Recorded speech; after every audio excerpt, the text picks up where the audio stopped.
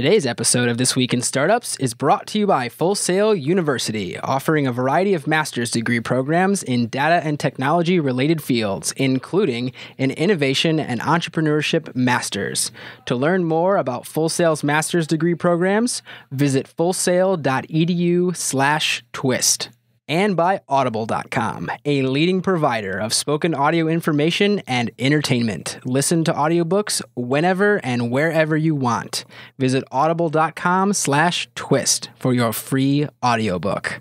And by AWS Activate, the Amazon Web Services Startup Program. It's easy to start and scale your business with AWS. Visit aws.amazon.com/activate.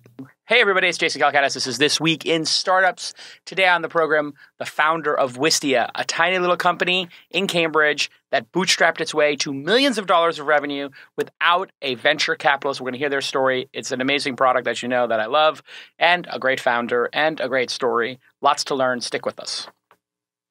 That's what it's all about, man. They said money is the root of all evil, but funny how it feeds my people. We ain't gonna live like equals until we get the money, spend the money, and defeat you. Yeah, money is the root of all evil. What? Funny how it feeds my people. Yeah, we ain't gonna live like equals until we get the money, spend the money, and defeat you.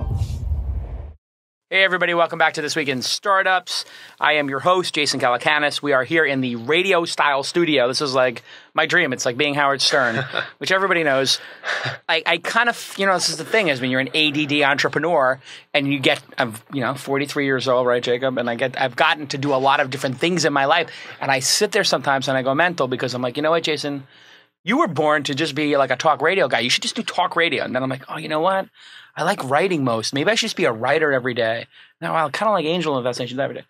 I'm so conflicted. So many different things you could do with your life. But anyway, doing the show is, as you guys know, I always say, outside of my personal life, my passion is doing This Week in Startups. I've been doing it for 5 years, 500 episodes. And thanks to our friends at WeWork, we're here in New York in their radio studio, which is a great change of pace because we don't have to worry about the audio. And the video is going to be just beautiful too as well. But thanks again to the WeWork folks. I just like being in a radio studio. It just makes everything seem more official, doesn't it? It's so nice in here. It is beautiful. Nice and quiet, yeah. I feel like it's like a sensory deprivation chamber. We should be doing like calm.com meditation. So thanks to my friends at WeWork. They have a zillion locations, and New York is their biggest city, 11, and San Francisco is 2, Boston 2, DC 2. And it was funny. I was putting in the address of WeWork into Glimpse to let everybody know how late I was going to be. And when I typed in the address, I saw like 5 or 6 founders I know had this as their address. So I was like, oh, wow, all my founder friends have 349 Fifth Avenue across from the Empire State Building. So anyway, I just want to say thank you to WeWork because they've always been so supportive of us. And they always open their doors wherever I am in the country. And actually, I have my office in San Francisco at WeWork. So go to WeWork.com. Chicago and London coming soon. If you don't know about the Twist List, that's where all the super fans of the show hang out. Twistlist.co. Twistlist.co. TWIST list.co. It's 250 of the super fans talking and hanging out, but we don't really publicize it too much because it's a little bit too big. All right, listen. As everybody knows, I've been very critical of the YouTubes of the world for certain things. As a business, it's very hard to run your business off of YouTube. YouTube's a credible phenomenon, but every time I would use YouTube for business, and listen, we post This Week in Startups to YouTube because we have to, but I have to do all this work to try to make it my video, to make it my show inside their ecosystem. And they keep trying to steal my customers and redirect them to places. It's very frustrating. And I finally told my people, I don't want to embed YouTube anymore.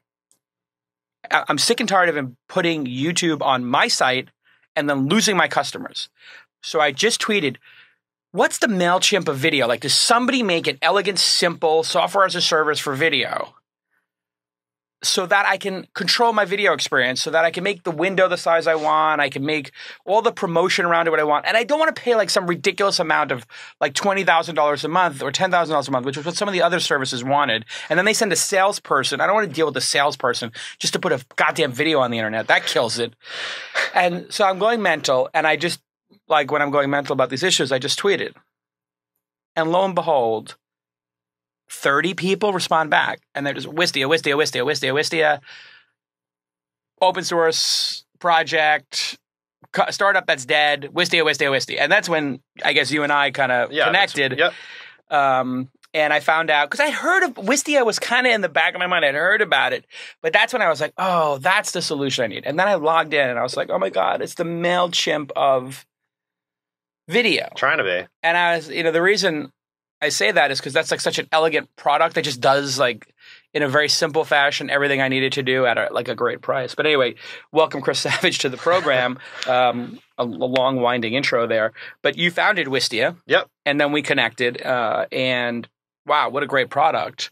So when did you start this company and why did you start it? Because most people with video have been like, listen, it's game over. You have like Bright Cove over here, which I think is public and raised They're public, yeah. zillions of dollars. Yep. And Jeremy Allaire started that. He's a smart cat. And that's like the super powerful, like everything you could possibly news need. Media publishers like New York Times. CNBC, whatever. Like that's, and then over here you have the YouTubes of the world, and then there's nothing in between. Yeah. And you decide, hey, why not get in between Google and Jeremy Allaire's billions of hundreds of millions of dollars in investment? What was your insane thinking there? Well, so I think if we were trying to start today, that would have been harder to start. Yeah. I started Wistia in 2006 with my co-founder, and at the time, like I'd seen YouTube, I'd seen what was happening. I definitely had not seen Bright Cove, and we certainly did not start thinking like we're going to make a video hosting website that's going to help businesses. Right. That's like the last thing. People like to joke, oh, when Chris was 5 years old, like, did he dream of making a video hosting website for businesses? Right. No, I did not. That's not, I dreamed of making something, but it was not that. And it was really just like, I actually did a lot of film, and I did film in college. Where'd you go to school? Brown. Oh, you went to Brown? Yeah. I'm so jealous. That was my dream school. I just wasn't smart enough to go. There's no degree or curriculum there, right? You make your own curriculum? You can basically make your own curriculum, yes. And a bunch of famous people go there. Who was famous when you were there? When I was there was this girl, Lily Sobieski, who of course, the actress from well, she was in Eyes Wide Shut. She played that. Was she in that? Yeah, maybe. She was a very weird. I don't know. Yeah, I met her actually in L.A. She's a super cool dude. Yeah, Dad, whatever. I don't know. There was always like the royalty. Yeah, there was always some like. There's always like, there. oh, that person. You can tell that there's somebody, and it's like I think like one of the Harry Potter people. Oh, Emily Watson's there. Was just there. Emily Watson from the Harry Potter actress. Yeah, there's always somebody there. I think Brooke Shields go there or something. There was somebody Kevin like Costner's daughter did. Okay, so there's always somebody going there. But was it a great education? And was it film amazing. It was amazing for me. I mean, when I went there, I thought I was going to do, like, I wasn't really sure, but I thought like computer science or psychology or something. Oh, that was my majors. Yeah. And I like got into that. I was like not cut out for it and was like not motivated to do the psychology or the everything. I was just like, I just screwed around basically. You weren't cut out for work. Yeah, I was not cut out for work. Oh yeah, so your parents must have been. They must have felt so good about spending $250,000 sending you to Brown. I figured something out, Mom. I'm not good at this work thing.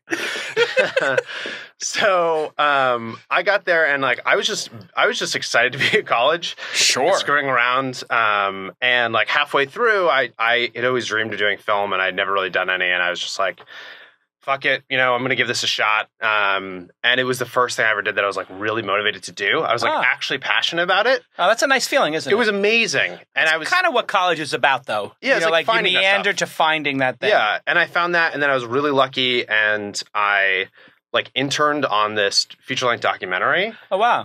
And it was about the former mayor of Providence, Rhode Island. Oh, he was the crazy corrupt guy. Yes, I remember this. Buddy Cianci is his name. Yeah.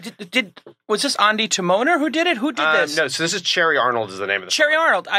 And so basically, like he was kicked out of office twice. I remember 1980 this doc. for assaulting his ex-wife's lover, who was his best friend. When he became a popular radio host in Rhode Island for 10 years, and then he was running for mayor, or actually, no, 10 years later, someone called into the show, and they're like, you should run for mayor.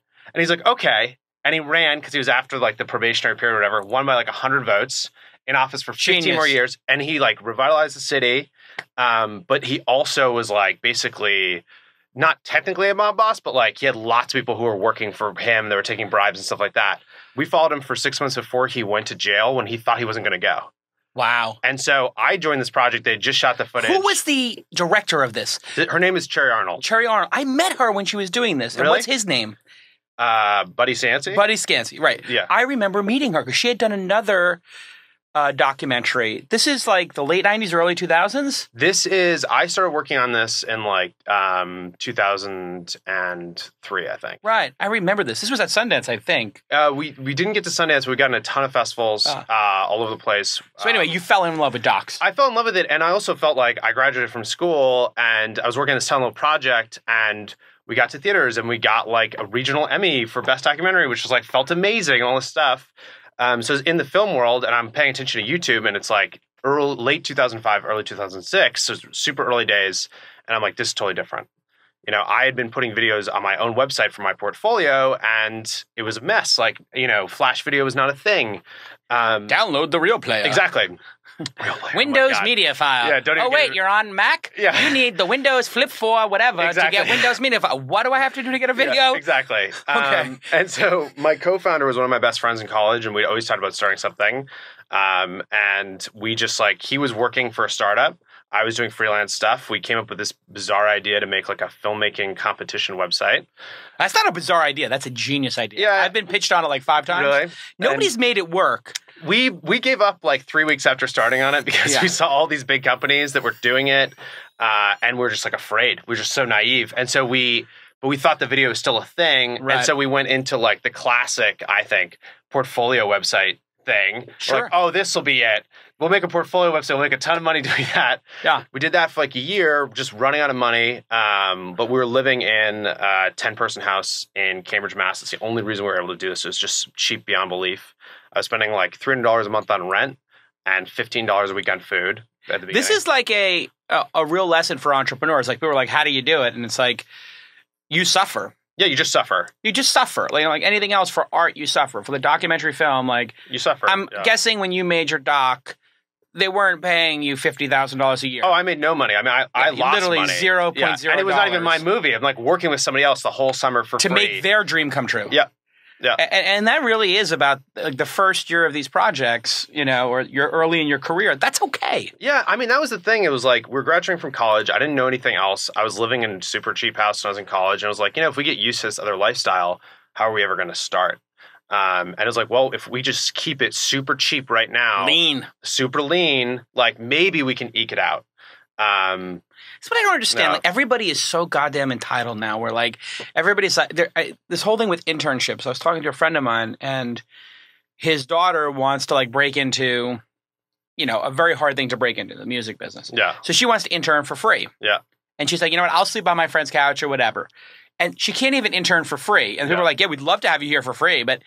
You know, she's like, I'll do anything. I'll get coffee. I just want to prove myself. You're not allowed to because people are so scared of getting sued that you can't even work for free for somebody if you wanted to learn or trade or something like that. But nobody wants to suffer like this anymore. Yeah, you know, it's like definitely when I was in the film world, I was working on this commercial once, and I was just like a PA. And I'd been working on this documentary. I'd edited some stuff. So they're like, someone's like, come be a PA. We'll pay you $200 a day. And I was like, oh, okay. $200 in a day. That's pretty good. Yeah, 18-hour day. Yeah, so we get there, and I follow the adage of like, just for the job you want, not the one you have. So I'm wearing like a button-down shirt. And these guys just think this is hilarious because we're like inside a big warehouse building our own lawn because it's cheaper and you can control the light better by shooting indoors instead of like going and shooting. So I'm just rolling out sod. You're a gardener. I'm a gardener. Yeah. And one of these guys just sees me, he takes the sod, he throws it at this shirt, and he's just like, get to work, son. And I was like, okay, wow, paying dues, like this sucks. And basically like that whole industry is just like pay the dues. And then the funny thing was when I was doing with my own thing, it was like, you know, it sucked. I had no money. I never went out to a movie. I mean, we borrowed printers from people because I didn't want to buy ink, but it was so fun. I mean, I think that's the thing is like, we were paying our dues, but it was fun at the beginning because it was our thing. All right, when we get back from the commercial break, I want to go into how this all started, how you eventually wound your way into starting Wistia when we get back after these important messages. Hey, everybody, I want to tell you about a great new partner we have here at This Week in Startup. It's Full Sail University, and they have a wonderful new program. It's their online innovation and entrepreneurship master's degree program. It's an intensive 12-month program, and in it, you're going to learn the process for developing a tech-based product or service. Sound familiar? Just like we do here every week on This Week in Startups, except this is an actual university, and the courses include things like ideation, product design, and development, and of course, financial strategies. It's all taught by industry-experienced instructors, and you are going to graduate with a fully formed business strategy and the tools you need to potentially pitch investors like myself. How great is that? They have other master's degree programs, including internet marketing, business intelligence, and public relations. And you can learn more about Full Sail's master's degree program in innovation and entrepreneurship, or any of their related programs, by checking out FullSail.edu/twist. FullSail.edu/twist. FullSail.edu/twist. And actually, Jacob, who works here at This Week in Startups, attended Full Sail University and had a wonderful experience. And that's why we've agreed to have them here as a partner. Go ahead and check out FullSail.edu/twist. Thanks so much to Full Sail for partnering on the program and for creating such a great program. Okay, let's get back to the program. Hey, everybody, it's Jason Calacanis. You can follow me on the Twitter at Jason. Of course, the show is at TWI Startups. You can interact with us on the Twitter. My guest, Chris Savage from Wistia, which you can follow at Wistia. Yep. On the Twitter as well. So when we left our hero, you were broke, living on $15 a week in not a dev house, but a dude house. Yeah, just a 10-person dude house. Just a dude house. Yeah. And you're in... We're in Cambridge. Cambridge. Yeah. So there's a lot of smart cats there. That's cool. There are, yeah. And you're going to start an internet company. Yeah. Not the best place to start an internet company, but... We don't know what we're doing, basically. Which is great. Being naive and delusional is the key, right? Yeah. Why is that the key as an entrepreneur, do you think? I think it's because if you knew, I don't know, like if you knew what you were going to, if I knew what I was going to face, I don't think I ever could have done it. If I knew that like 5 years in, we would still just be like basically clawing at the walls, like trying to dig ourselves out of like a pit of despair. I mean, I had dreams of like 8 months in, we're going to be rich. It's going to be incredible. It's going to be smooth sailing. Yeah. We just got to get like these 3 features. Yeah. And these That's 2 hires. Yeah. Exactly. And then everything's good. That's always what it feels like. It's the delusion of the feature or the higher magic bullet. Yes. And I think even still, I'm sure we're like 30 people growing. I'm extremely naive about what we're jumping into. And I think that's why it's okay to do it, because, some of the toughest times I've had have been in the last year when like growth is there. Because like it's hard to scale a team with lots of people who are really smart, but, structures are changing, things are happening. I think like, being naive is like one of the core competencies, probably. Absolutely. I mean, this is what you look for when you're angel investing. In fact, is somebody who has no idea or is so delusional in their own ability that they're like, yeah, I mean, launching 100 cities for a cab company is going to be really like, we'll just come up with a formula to do one city and we'll just replicate it in every city. Yeah. And that's Travis, who's just like, yeah, we'll just replicate it. Meanwhile, every city or every 5th city turns into a war zone, of regulation, and protests and whatever. He barrels through it. Yeah. You barrel through it. So you decide is that when you had that sort of key moment after trying to do the contest video stuff? Like, hey, maybe we just need a corporate video.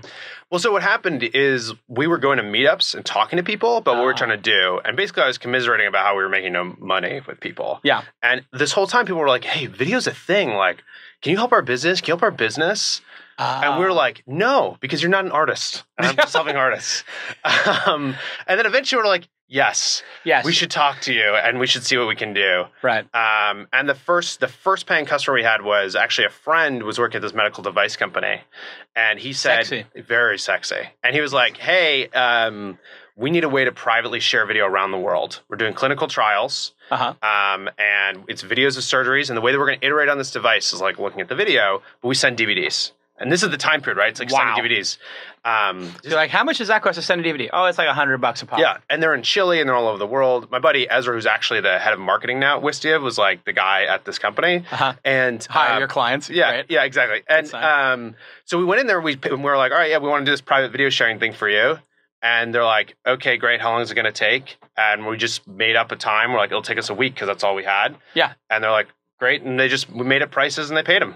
You just like pull a price out of the air. Literally, I made a pricing grid that said light, $99 a month, medium, $200 a month, heavy, $400 a month. And I slid it across the table to this guy. And he looks at it. This is the first time I've ever done this in my life. Yeah. He looks at it and he's like, Too cheap. We'll take the best. We'll take heavy. Yeah, we'll take the large. They'll take the large. Yeah, it's like you should have put a jumbo at the bottom. Yeah. Like, it's like when they put like, oh, and if you want to have the foie, there's a $30 burger with foie gras, and if you want to put the black truffle and caviar in, it's $125. Exactly. Because there's always some dope who like is like, oh, I definitely want the caviar on my burger, even though that's going to taste terrible. So you get a $400 a month client. Yep. And at some point, do you realize if you had 10 of these, you would be able to buy some food other than a starch? We realized that instantly. Yes. Yeah. It was like, oh, this is what people were talking about. This is a business. And like, we're not money comes in. Your money comes in, then you look at the expenses. You can buy something other than ramen. Yeah, I mean, you might be able to have rent more than $300. Yeah, yeah. I mean, you might be able to have a girl over your house. Yeah, it would be like incredible. Yeah, yeah. Yeah, you can go on a date. Oh yeah. So it just evolved. It was night and day, like in hindsight. In the time, I was like, this is awesome, and we're going to try to do this. But it was like 2 months before we got our next customer, and that seemed like so long. And there was like another 2 months, that seemed like so long. It took us like another 8 months to get to like 10 customers, and which then was just torturous. And now I look back and I'm like, are you kidding me? In 8 months? 8 months that happened? Like, that was like, it was like night and day from that time.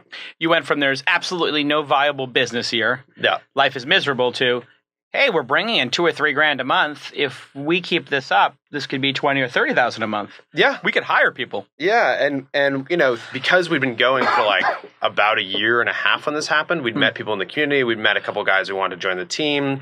I'd never heard of like angel financing. But I started to hear about it. And we decided we'd raise like an angel round to bring on these two guys so there could be 4 of us. We could have an office. How much did you raise in the angel round? This is 2010? This is 2008. 2008. We raised $650,000. Perfect. Any angels I know from up there in Boston? Anybody famous or nobody famous. Lots of like silent people who like to be in the background. Huh. Some big pockets, but Yeah. So you raised $650,000 on a $3 or $4 million valuation or something crazy? Something around there. Yeah. The crazy thing to me actually was like, I think our monthly recurring revenue was $1,800 a month at that time. Wow. Which is really low. Yeah. And again, I look at that, I'm like, that was so crazy that these people, and we were 22 and Brendan, my co-founder, was 23. So it was like, I don't know how I could ever do that. But this is when software as a service started to bubble up into people's consciousness, like 37 Signals, charging for Basecamp, and they made that super grid, you referred to, like small, medium, large.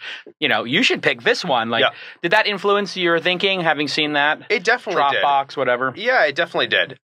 It took us, I feel like we lagged behind people because we were like, we raised that money and we just closed Sonus Networks, if you know them. Sure. And we'd closed... Great company. Yeah, and a couple other like enterprise companies. John's been on the program, yeah. And they paid us upfront for the year. And so it was like, we raised our first round, we upped our expenses like $40K a month or $30K a month. I can't remember exactly the numbers. And we were almost cash flow break even the first month. And I was like, this is incredible because everyone paid us upfront for the year. So we were like, I was picking which espresso machine we were going to get, like all this stuff. High fives. Yeah. And then it was like 5 months we didn't get another deal. Really? Yes. Oh my God. Is this during the financial crisis, 2008 or something? It's around then. And it was also that like, I think we realized that we'd gotten these big companies to sign up for training to use this private video thing. But it was all completely ad hoc. It was like random. And so we couldn't call into anybody. We didn't know who was doing it. We didn't know where the video was. It's not like there's somebody who's the video managing technical person at this company. Exactly. There's no target. And so we basically just went down market. We went from like, I think at that point, our average price was getting to, we were trying to sell like $800 a month. Huh. And we got down to, it took us like 5 months to get down to a place where like $80 a month. Huh. And then it started to work. Because people just sign up on their own? You don't need to call They could not sign up. And actually got a lot of shit for that. Yeah, rightfully so. Yes. And it was actually, so we'd gotten some big names. We'd gotten like Cirque du Soleil came in through like a $30 AdWords ad. And like, it was amazing. We got to like 25 customers and the pricing was starting to shake out. We're like, all right, we actually could put this on the website. Because we were afraid before of putting the price on the website. And then one day I'm in our analytics and see a spike on the pricing page. I'm like, oh my God. And the pricing page just says, prices start at $79 a month. And it's all more traffic than we've ever gotten, like 100 visitors. What is it, Hacker News, Reddit? It's Jason Fried, of course, tweeting out, what kind of company does not have their pricing on their website in the year like 2008? So speaking of, And we're just like, oh, God, you've got to be kidding me. the guy who wrote the book, he literally, just called us on out. how to do this, and just called you an idiot. Yeah. Well done, Jason. Yeah. He's like, I want to use your service. Yeah, basically. You will not take yes. my money or tell me how much it costs. You guys are idiots. Yes. And so So then what happens in the office? Everybody looks at you and is like, who's running this show? No, everyone's just like, what are we doing? We're so fucked. And then, you know, I go back and forth with Jason. He's like interested in using it. And we were doing like a big shift towards being able to let people sign up online. I send him like the Photoshop documents of the pricing. I'm like, see, I didn't just make this up. Like, we're really doing it, blah, blah, blah. And then he just eventually like, I just didn't close the deal. It just like disappeared. Right. Forever so you lose the big fish. Lose the big fish. The one fish that This is the guy who would have like promoted it This forever. is the guy who would have promoted it forever. Made the like company. Made the company. Yeah. And it's and just you like, let him go. You let him go. You're owning competence. Yes. And this is entrepreneurship, folks. It's basically you just screw up and you bang your head against the wall and then you close the door on your own fingers and you're just like, wow, I'm an idiot. You just screw up everything, basically. Yeah. Yeah. And so when we get back from this commercial message, we will figure out how you unfucked your company. Sounds good. And actually made it a tremendous success on This Week in Startups. Oh my God. This is not even a commercial. Literally, this is a love letter. I love Audible. I have always loved Audible. You know that. If you're a friend of mine, you see me, you know, at the beach, by the pool, on the train, just listening to Audible. I've loved audiobooks my whole life because they make me smarter. They take me to other places in the world. They make me more worldly. I just love books, but I don't have the time to read them all. And I have all this downtime in my car, driving around, or when I'm on a plane. And I just want to rest my eyes and have somebody do the work for me and just in beautiful voiceover, by the way. They hire the best voiceover actors and actresses to just read these amazing, amazing books to you. They have 150,000 titles in all kinds of genres, but I love the genres that are business, self-improvement, science, that kind of stuff. And so actually, I'm reading, you know, I just was like, I need a book about writing. Now, I know somebody would say, hey, Jason, you're a pretty good writer. Why do you need a book about writing? Well, I want to be better. I want to be the best writer. I aspire to be better. So a couple of years ago, I read Stephen King's book on writing. And then I just read a book, or I'm listening to a book called Bird by Bird. I don't know who wrote this or why she wrote it, but it's a wonderful book about writing. And I am getting so much pleasure and enjoyment. I was in Italy, and I'm listening to this book on the flight on the way over there. I had a little bit of downtime because my wife and my daughter were asleep, and I'm just really enjoying Bird by Bird. I know that this is not a technology book, but it is a book that will make you a better writer and maybe even inspire you a little bit. So go ahead and check it out. Audible.com/twist, audible.com/twist will get you a 30-day trial, and you can download the book of the week right there. If you send us your confirmation from Audible to audible@launch.co, audible@launch.co, you'll be entered into a contest to win an iPad mini, which will store literally hundreds of books, I think. The contest ends September 30th. So just email your Audible sign up form to audible@launch.co, and we'll get you to that contest. And go ahead and thank them on Twitter at @audible_com, at @audible_com. Just Bird by Bird, an amazing book. And thank you to Audible. You know, you guys and gals over there know I love your product. I'm a platinum subscriber forever, and I've put hundreds of my friends on this product. I just love it. It's a great product, and it's really second to none. Okay, let's get back to this amazing program. Thank you, Audible.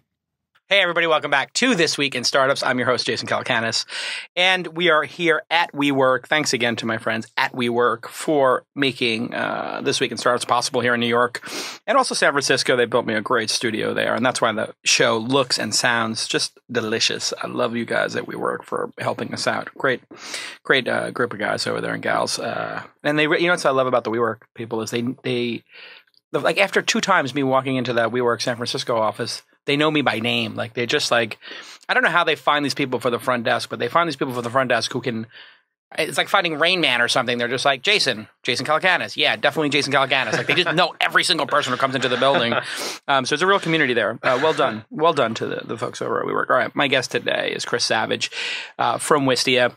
And all right. So when we left our hero, he was basically realizing. Just fucking everything up. Just that he's succeeding despite his own horrific performance.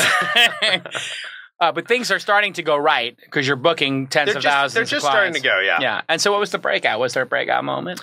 The breakout moment was actually launching this like self-serve version of the product. And actually the other thing was it was only private video sharing at this point. And we had built the analytics. And we had built them because big companies were like, we want to do sales training. We want to do corporate training. I mean, it's the most boring thing in the world to start with. But like, we're like, okay, this is a thing we can own. Right. And this can be our thing. Like a feature that nobody else is going to pay attention to. Yes. But when you tell it to the person making the buying decision, yes, it's a closer. Exactly.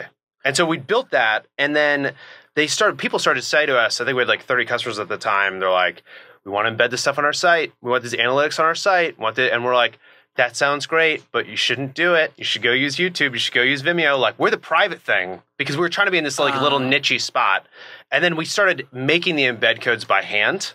Like literally, Jason Fried was sent an embed code that was written. Someone was like, "Oh, what's the and head? Yeah, like, and the script tag goes here." Yeah, and you hacked it. We just hacked it, and enough people were begging for that, and so we launched a new version of the product. So listening to the customer, listening to the customers, you can embed. They had the analytics, and we made up some prices. And really, it's interesting that how much of the video has a person watched. Yeah. Because the second I opened the product, the first thing I saw was like, oh my God, somebody just watched the first 42 minutes of This Week in Startups and then they dropped off. Yeah.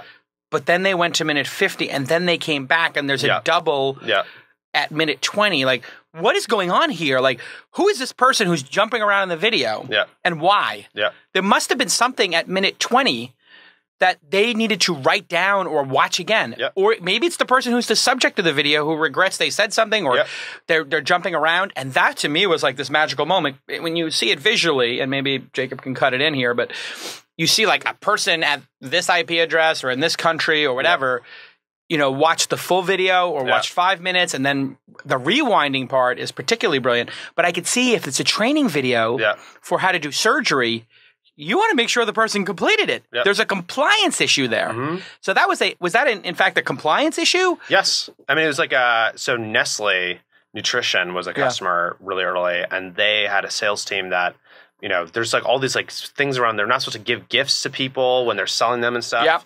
And so they needed to know, they need to be able to say to other people like, this sales team, everyone's watched this video. We're certain. And so I think that was like the initial impetus for this was like that exact reason. It's like they had to know that they'd watched it. Right. And so then they say to the person like, you watched to minute 30 and, Exactly. It's like when you go like have to take that online driver's ed thing and you open each of the windows in like 7 windows and you scan through them. Yeah. But a really cool feature that actually applied to public videos as well. So there's a little serendipity there as an entrepreneur? Definitely. I mean, I think it's like, if anything, we've like fallen over backwards into the right solutions to some of these things. Yeah. And it was one of those things that we did that. And then people were like, wow, this is actually more helpful because it's closer to driving revenue, which I mean, there's another thing. It took me a while to learn, but it's like, if I can help you understand how to make a video more effective, because you can see who's dropping off or who's purchasing. That's how I like it. Yeah, or who's purchasing, then like it's going to be easier for you to buy. It's not about a cost thing, because for a long time everyone was obsessed with the cost of the paying for Wistia versus like the value that it drove, and that was a major shift. Was when we did the public stuff. So when they started to realize like, I'm getting super value out of this. The cost is de minimis. Who cares? Yes, exactly. That's sort of what happened with like MailChimp as well, or Squarespace or other services. Yeah. Although some of those are flat rate. But when you have a pay-as-you-go service or whatever, every month is a new audition. Yeah. Like when you get your credit card bill, and listen, some people don't look at their credit card bills like at big corporations, but at some point somebody's looking at the bill and saying, okay, what's reoccurring? What can I take off the bill? So you're really... I think the boldness of this whole software as a service movement is you're auditioning every X number of months for your life. It's one thing to sign people up, but churn is the killer, is it not? Yes, churn is definitely the killer. How do you optimize for churn at Wistia? Like, do you talk about it every week? Do you track it every week? We used to. Yeah. It's honestly pretty low. So we don't talk about it as much as we used to. We pay very close attention to it. Right. Like, we're tracking it. We're looking at it. But we have always tried to been on the side of like, I want someone when they're purchasing to feel like they know it's going to work and that they're bought in and sold instead of like being unsure.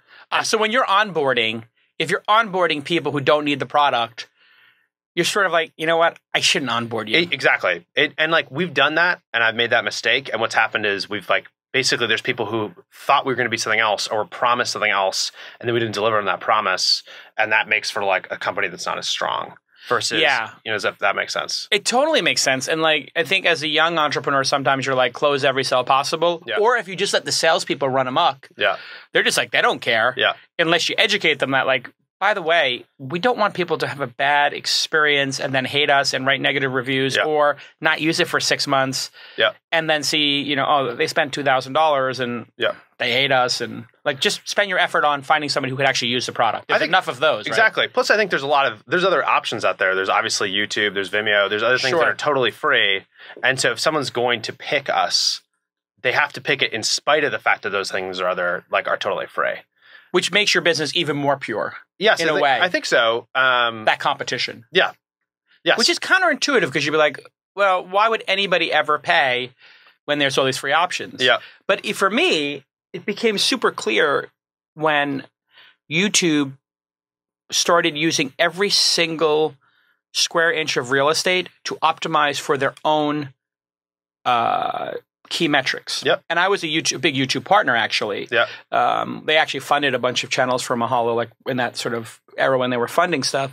And I kept telling them, like, you keep making changes, and the changes you make, 9 times out of 10, 10 times out of 10, you don't tell us. Yeah. 9 times out of 10, they're deliberately and obviously to increase the YouTube brand.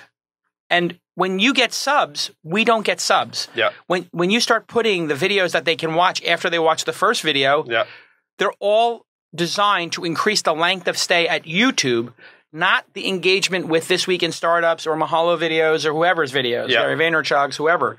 Like, this is a fundamental problem for me as a professional producer. Now, as the rise of professional producers on YouTube has happened, have you seen some of them want to use your product because they want to have more control? I've seen basically the same thing that's happened with you, which is that people feel like, I think they think of YouTube more as a social network and treat it like a social network in the same way that you would treat Twitter or Facebook, where it's like, if your whole blog had been on Facebook back when they had notes, which was a thing that was valuable at one point, you'd be pretty screwed. And so, but it's still a good place to like put, it's not at the greatest place anymore, but it's still a good place to put content. Kind of like you have to be there in a way. Yeah. And so I think it's like people who are saying like, all right, I want the full presence on my site. I want email addresses because that means that I can, introduce other things that are not. Talk about the email feature. When did that come up? So we built that for ourselves. Like probably lead gen for Wistia. Yeah, like probably 3 years ago is when we first started using videos to market ourselves. I had made screencasts that were terrible, but they worked, and they were like conversion focused videos. Yeah. But then we started to really make more videos, and we just had this idea for a landing page where we would have a video on it, a video series like Video Marketing 101, and we wanted the lead capture to be over the video, so you could see it. You could see the video, and if you put it in and click play, you could just watch it right then. Right. And we did it, and it was like 30 or 40% conversion on the page instantly. Wow. And it was like, wow, we've never had another channel that worked like this. We should probably see if other people want this also. So we like took the hacked together version, had some other people use it, they liked it, and we built it into the product. OMG. Jacob, Demont, somebody take a note. We need to spend $1,000 on making a professional video for the launch ticker, which has a price of $100. And so we can convert people into a trial during the video with the Wistia conversion tool, and we could drive traffic to that and then pay for traffic on Twitter because Wistia works in a card natively. Yep. All we would have to do is convert 10 people to pay for the video, which we would certainly do. Yep. Oh my God. Yeah. Like this conversion stuff, like by putting an email conversion, just so people understand how this works, when you go to This Week in Startups, we use Wistia, not YouTube. We'd never use YouTube there because we want the Wistia player, which is 100% branded for us. But we also ask, hey, if you'd like more information on the next episode of This Week in Startups, put your email in. Every day we get dozens of email. Yeah. These emails are worth probably $3 to $5 each for me. Yeah. So if I wind up getting just 10 of them a day, $1,000, it's worth $1,000 a month. It's much less than I pay for Wistia. Yeah. Yeah, and I think that was another big moment for us. Yeah. We had like a big moment when we launched that. We didn't think it was going to be that big of a deal. People were like, oh my God, we love this. And then one of the most like highly requested features is just integrations with more like email service providers, just to get those emails flowing through, which of course makes perfect sense. Yeah. But it was cool. Probably on the road to that, we launched something at the time called Super Embeds. We call it Customize now, but it's just customize the player. Really simple idea. Yeah. But what can you do in customized play? Because I don't think we customized ours yet. You basically can change the color of the player. You can change the call to action. So you can have a turnstile at the end, or you can have other calls to action. You can put like to drive traffic to something. So I like to think of it as like, if you watch Game of Thrones and you watch the end of the episode and you're like, I can't wait to watch the next one, you're building up that brand trust. Yeah. And those people want to do something. So at the end, it's like the end of like, it's like doing, what do they call those annotations in YouTube? Yep. And like at the end, you could put like 4 or 5 episodes. Exactly. So it's a similar kind of thing. And we had made this again ourselves, and no one had ever mentioned it. But we're like, you know what? We should put this in the product. Put the product, and you go back. What do you call it in the product? We just call it Customize. It's super simple. We put it in the product, and it was like sales are going like this, and then they just jumped up. And it was like step function. It's just step function. One day change, and it just like stuck with it. It just changed what people thought of. I think like video is. It's super exciting because when I wrote all my like not anti-YouTube stuff. I shouldn't call it anti-YouTube stuff. It really wasn't anti-YouTube. It was just like, here's why I'm leaving YouTube and not going to invest in it on a business basis. Yeah. I gave YouTube, because they were like, listen, we want to keep you as a partner. We want it to be sustainable. And I believe them. And I was like, here's 7 things you can do. Yeah. Literally the 7 things I could do, like 5 of them are your roadmap. Like number 1, I said to them, like when people subscribe, I want a checkbox that says, give my email to This Week in Startups. Yeah. You know what they said when I told them I wanted to collect emails? No. Well, we can't let people collect emails because they might abuse that and spam, people. I said, when you're referring to people might abuse stuff, just so you know what I'm hearing is, Jason, we don't trust you and we think you're going to spam your own biggest fans. Yeah. Do you realize how insane that sounds? You're insulting me to my face, saying that you cannot trust me. Yeah. You gave me over $1 million to make videos. Yeah. I'm sitting here in your office. You invite me up to your office every 90 days. You invite me to parties, into your home. Like, not the guy's home, but I'm talking about like YouTube. Yeah. You feed me lunch. And then you tell me to my face you cannot trust me? I said, this is why Google is so fucked. You guys don't understand what it means to be a partner. When you tell a partner you don't trust them, don't even realize that you said it, you guys are fucking out of touch with reality. I literally told this to them. Everybody hates you who is a partner because of this. Like, I would go to the YouTube parties, and they would have 100 partners there, literally the top 100 channels on YouTube, and you'd have 3 or 4 people sitting there talking about how much they hated YouTube, the executives at YouTube, how YouTube treated them, and how they were desperate for anybody to give them a way out of the YouTube ecosystem or a way to do other stuff. Yeah. And a YouTube exec would walk over and they'd be like, oh my God, thank you so much for inviting me. And nobody would tell YouTube to their face how much they hated them. The YouTube exec would walk away, boom. And I really think your product in a way is like the product that listens to the concerns of the content creators and tries to solve them. And YouTube's specifically does not listen to them or listens to them and ignores them and then does what's best for YouTube. Yeah. And they just told me straight up, like, all we care about is increasing the amount of minutes that a person stays on YouTube. Yep. I was like, well, how about the number of subscribers I get? Yeah. And how about the ability for me to be able to pay my team? Yeah. And that was just like, whoop. Oh, you have a team? Oh. Yeah. I was like, if you want to understand why the video space is so screwed up, you have this like huge YouTube that, had no competition. Yeah. And an unchecked competitor really is a problem. You are better off I believe you're better off as a podcast or whatever, not trying to goose the YouTube ecosystem, even if you can get 1,000x the views, because you can monetize 1,000x if you direct people to your own site. Yep. And that's why when we tweet now, we're not tweeting the YouTube. I mean, once in a while I will, but generally speaking, I don't tweet the YouTube. I tweet the Wistia because I want to capture those emails. I want to have my experience. I mean, I think the thing for us is the better we make Wistia, the better we do as a company, as marketers. Right. And so like we're actually very aligned with our customer base where we will test something, and if it works, we roll it out to everybody and everybody uses this thing. We're all in the same boat. Right. And it's just for me, it's about control, And so giving you the data that you want. And it's like, I guess when I think about the email thing, like email is like still the currency of our age. Oh, and God, it's it like, is. I mean, how is like, just not to rag on Google again, but like the Gmail promoted stuff, which the whole point of that obviously is to serve ads next to your emails. They're going to sell the space in the promoted tab. Yeah. Of Gmail. I mean, how sinister is this? The one channel that Google does not control is email. Yeah. So what do? They take all the promotional emails that they can't control in Gmail and they put them on their own tab. Yeah.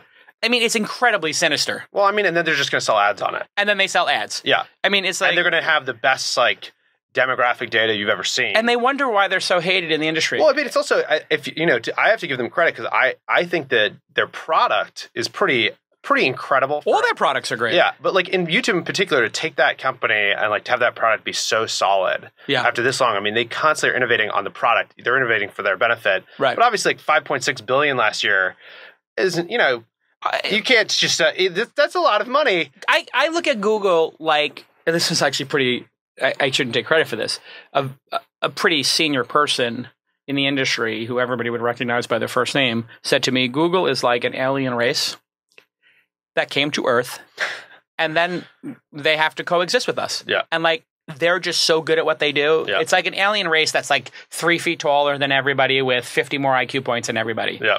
And and by the way, they have this like super like diamonds and gold that they brought from their home planet. So they have unlimited resources too. Yeah. And everybody's got to compete against them. Yeah. And they just operate at a level of effectiveness that has never before been seen in business. And the problem with that is, I think, is it disconnects them from the reality of what their partners are going through. And I don't think you can trust Google anymore. I don't think... Well, I think they just don't think they even feel like they need partners.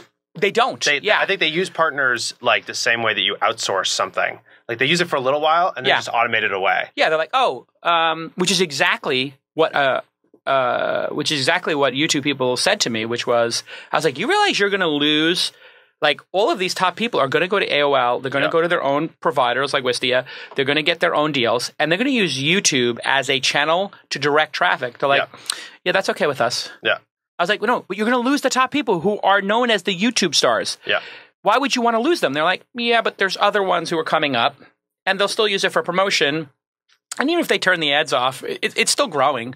So it's never going to stop growing because we know how to make it grow. Yeah. So they actually don't care. Yeah. If they lose it would be like HBO being like, yeah, I know Game of Thrones and The Sopranos are going to go away. Yeah.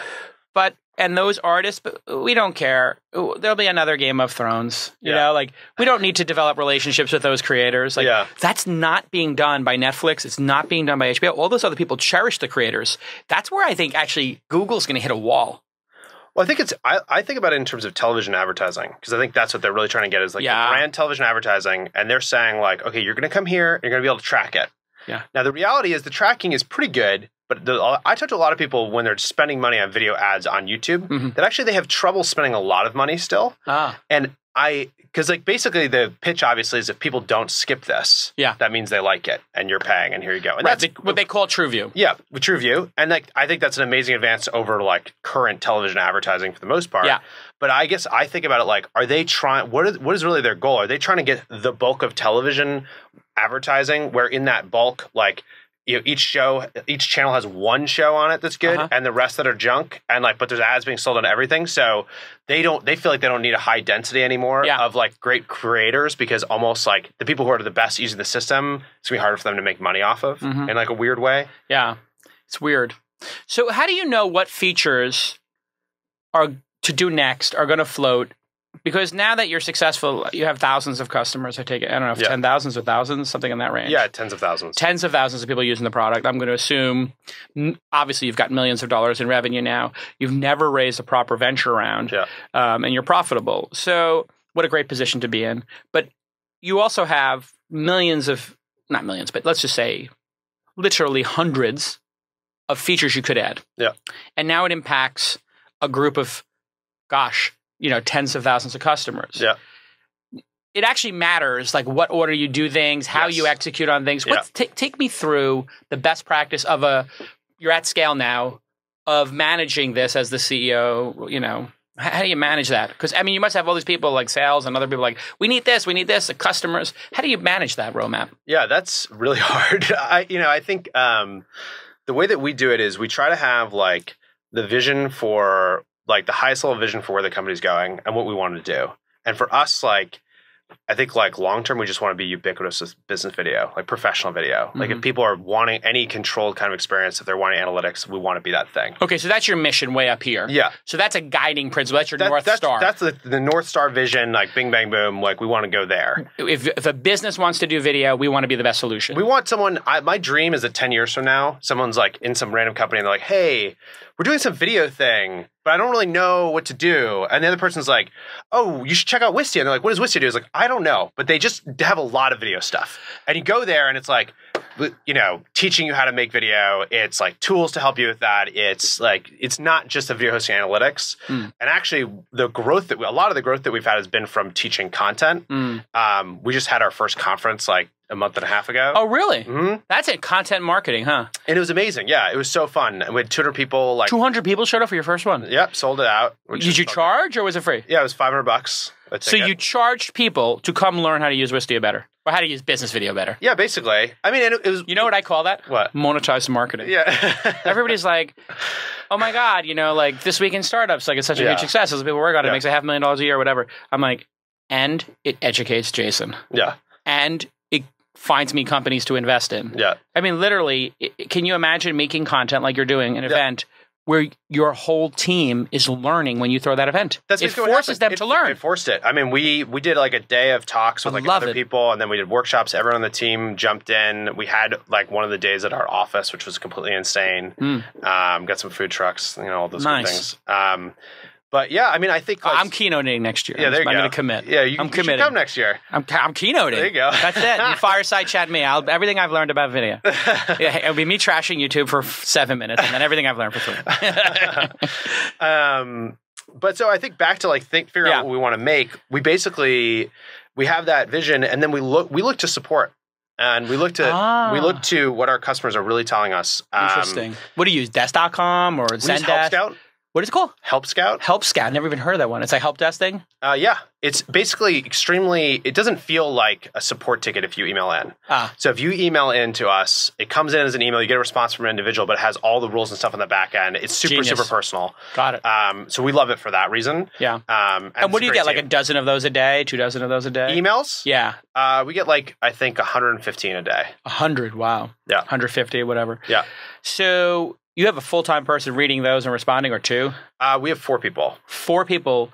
They do 25 each. Wow, what a job. They have to respond to 3 an hour or 4 an hour. And so it's been interesting because this is a side note, but the support requests have gotten harder over time as the product's gotten better. And they're more technical over time as the product's gotten better and the product's solving more of it. And we actually we don't even call it at Wistia, we don't call it support. We call it customer happiness. Right. And the reason is that we want everyone to have headroom on the inbox so that they can actually help automate away some of the problems. And so that shows up in better documentation. Actually, Jeff, the guy who leads that team, will make product changes himself. So there's kind of that team is making some small product changes that are designed. Yeah, in a way, the problems coming in are the opportunities. Yes.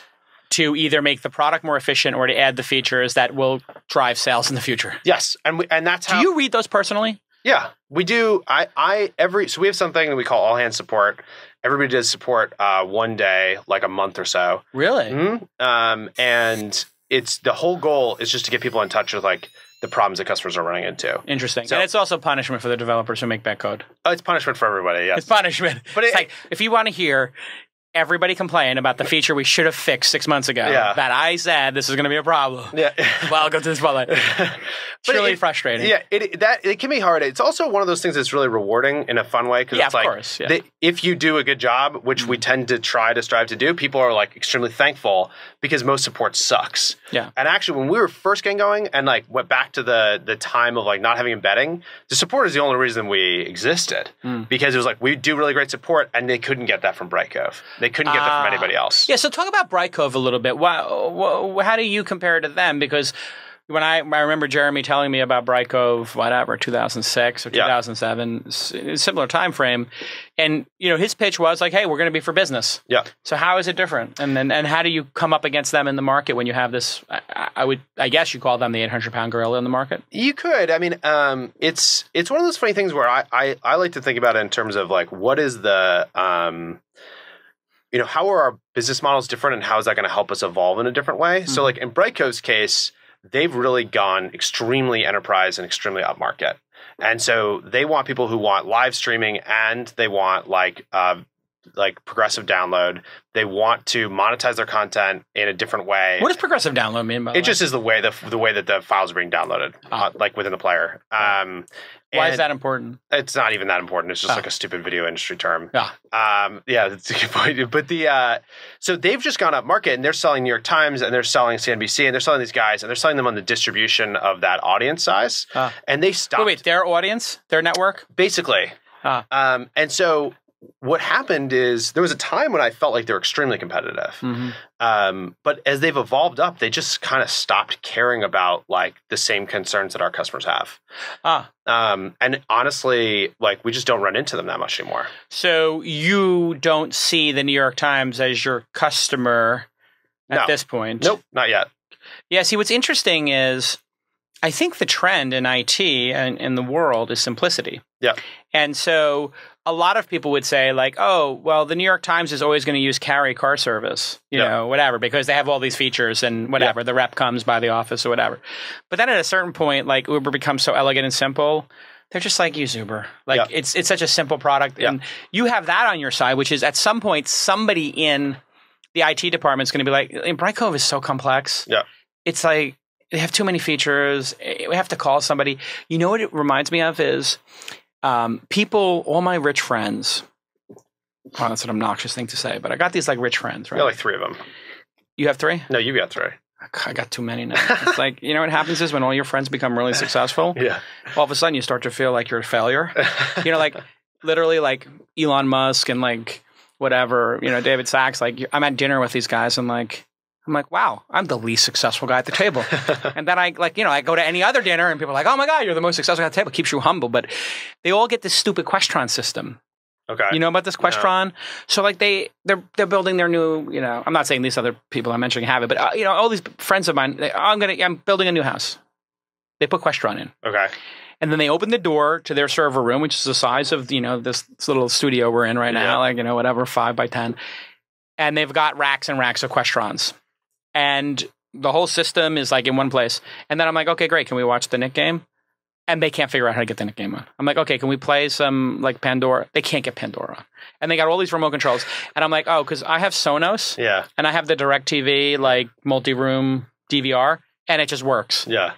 And then I give them Sonos as a gift. Their wives or whatever, or somebody sets it up. And they're like, oh my God, Sonos is so brilliant and simple. And so now all my friends with these systems paid $3,000 a room to Questron to put music in their rooms, 15 rooms of their mansions. Yeah. They spent $50,000 like for just putting music in each room. Yeah. And then I give them like 3 Sonos systems and they're like, oh my God, for $200 a room, I can have a better system and a better interface. Yeah.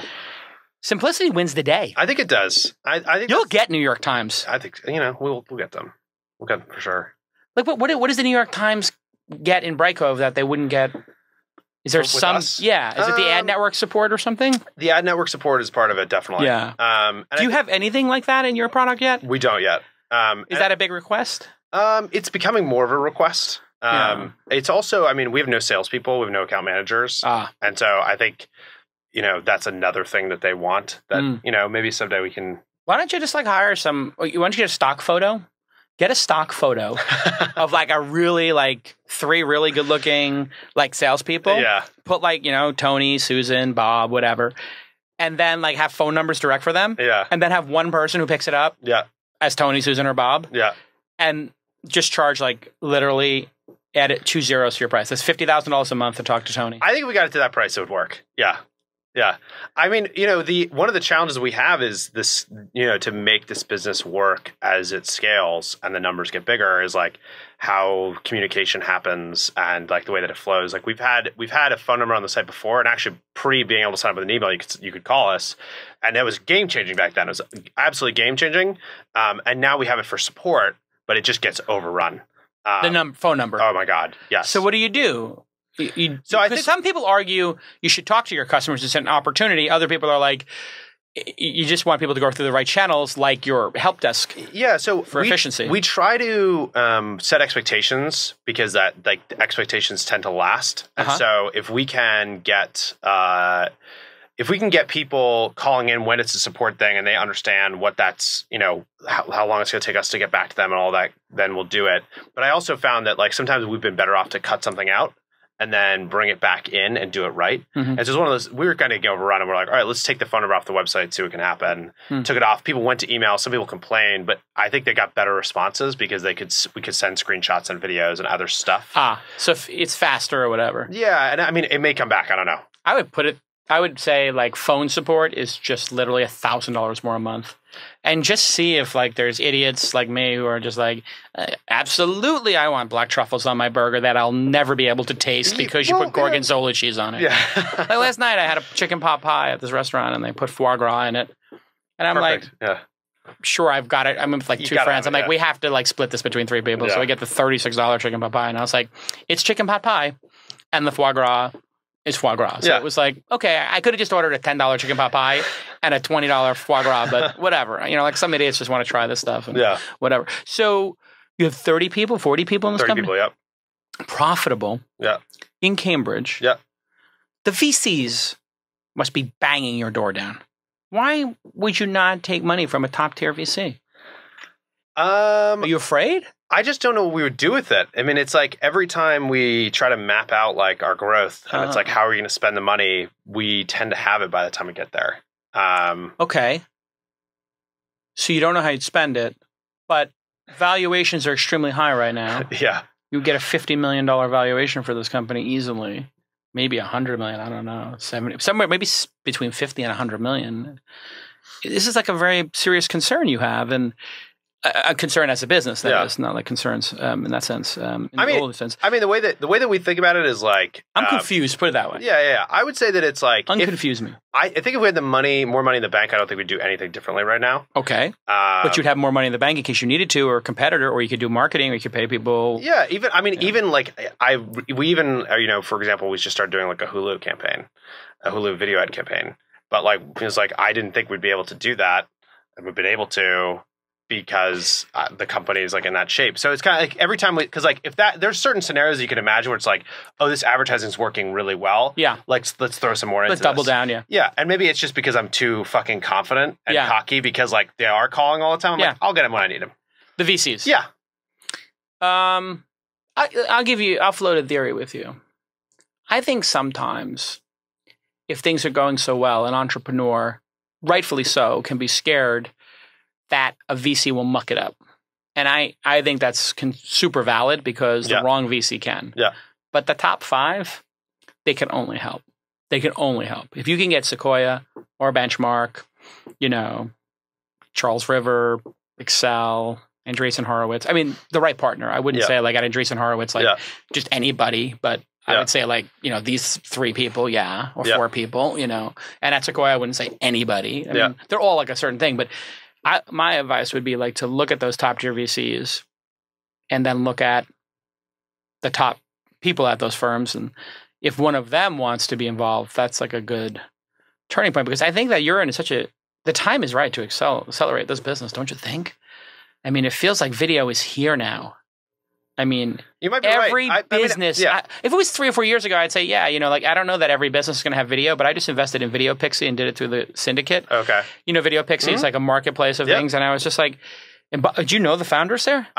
We have to get you in a room because it's a perfect partnership. Okay, they should be sending all of their clients to do Wistia players, and Wistia, when you have clients who need to make videos, it's like here are 100 motion graphics people, here are 100 editors, and they just. $200 for this project, $500 for this project, whatever. It's like a Odesk of that. But it's really like an amazing time because every business understands they need a video. Yeah. Because in their life, they're going to every other website and seeing a video. Yeah. So if I'm running this local, restaurant chain, when I see my competitors have a video, or I'm running this accounting firm and I see my other competitor has a video, all of a sudden it's in your consciousness. Like my plumber has a video, this person has a video, the home installer has a video. I think I think those are good points that you just made. And I think it is probably about like talking to the best. That's my advice. Yeah, that's good advice. Getting a bad VC into a business at your size, yes. It's interesting because I had this conversation with Ben because I begged Ben to let me invest, because I just thought Ben at MailChimp, like that business, and this is 5 years ago, I was like, this business is just such a beautiful product, like it's going to scale, and it's going to be an important business. So he didn't let me invest, but it makes me crazy. But he had this, he's like very much like, you guys are so like simpatico in that you want to protect the integrity of the business. I respect so much. Actually, you know who was like that too is Jeremy from Dine, which I'm on the board of that company. And that is just grown tremendously. And they've been able to manage like having an amazing VC, Northbridge, involved. That's awesome. Yeah, I've heard. And Rick Fulop. Yeah. And Rick is amazing. And they just, and Russ over there, like they have really good people on the project who are like really in sync with the founder's vision. But I think it's time for you guys because business video is just, between having an elegant product in a growing market that is at an affordable price, like clearly Bright Cove is too expensive and too complicated. Yeah. YouTube, not customized enough. You're just like the Goldilocks, just right kind of situation. There's a long way of saying, can I put like $500,000 in this business? I don't know. Like, I don't want to put you on the spot, but my God. Can I just get a promise from you that if you do raise money, you'll consider letting me give you money? I can promise you that. So you promise if you raise money, I will consider letting you. You will consider letting me consider it. All right, that's all I can ask for. And now you guys understand why I do the show.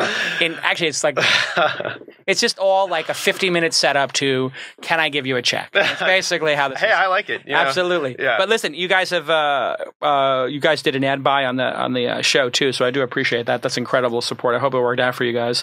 And it's it's part of the whitelisted advertising thing. We only will take.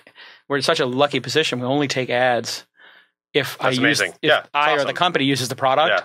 And then the people who, because we only use superior products, those companies are doing so well that they just wind up sticking with us for years.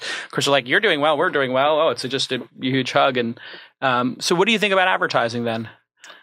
Advertising, not like you advertising on our show, but just advertising in general. Because are the businesses that you're working with requesting it on a frequent basis? Because I think all these people who are on YouTube are going to create their own presence. So like iJustine eventually is going to be like, you know what, because she's doing Vine now, right? iJustine's huge on Vine, and she's huge on Instagram or whatever. Like they're starting to see they're getting picked up in these other places. Yeah. So they need a destination. If they need a destination, they need their own player. If they have their own player, they collect emails, but they need to have advertising support because they're going to start. Yeah. Because they have people like Sony who will be like, oh, iJustine, we want you to, we'll support you for the year or whoever it is.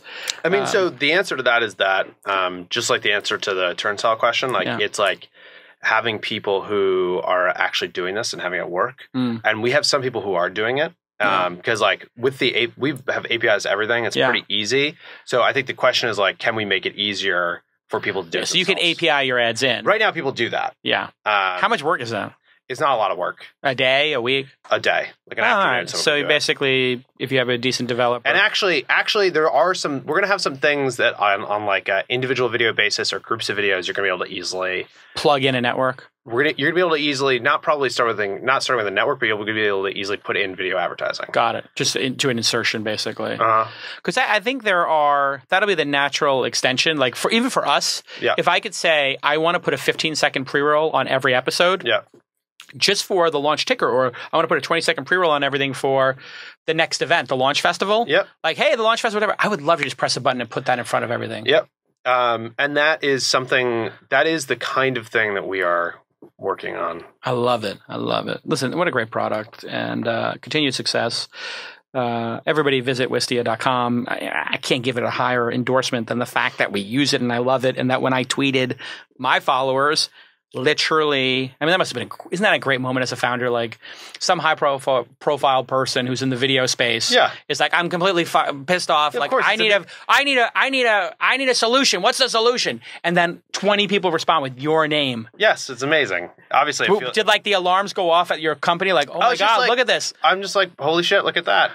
Like, I mean, it's just like, what can you even do? It's awesome. I mean, like all your clients are endorsing you. They're out there like, selling for you. I think that's a big part of what we would not be here without the community that we have and like the people, because like it's people like you too who are like, you're using it and you like it and like, let's do something in LA. Okay, like you had your content thing. Let's do something in LA. I got a space in LA. There's tons of spaces. The maker guys are there. Yeah, we should just do like your 1-day seminar on just like how to create a video destination. Like actually how to build your brand off YouTube. Okay, that should be the name of it. That's pretty good. That would be great. How to build your brand off YouTube, and we could have you, MailChimp, and a bunch of people come. We just invite all the YouTube people, whatever. It's just open, it's free or whatever. It's whatever, $50 to make sure people are serious. And we just teach people like, hey, here's how to build your presence off YouTube and translate a YouTube audience into an audience you actually own. Let's do it. Killer. All right, listen, anyway, great show. Thanks to our partners. Thank you, WeWork. Thank you to Demont and Jacob. And we're going to miss you, Gina. Welcome, Jackie. We're going to miss you, Jade. Welcome, Brandon. A lot of changes going on as we move, as I move up to San Francisco. A bunch of new people joining, a bunch of people retiring at the top of their game, including Jade and Gina. Congratulations. Emily, you're doing a great job, particularly Andrew on the launch ticker, crushing it. And of course, Luke keeping the lights on with Demont and Brandon as well. All right, we'll see you all next time on This Week in Startups. Bye-bye.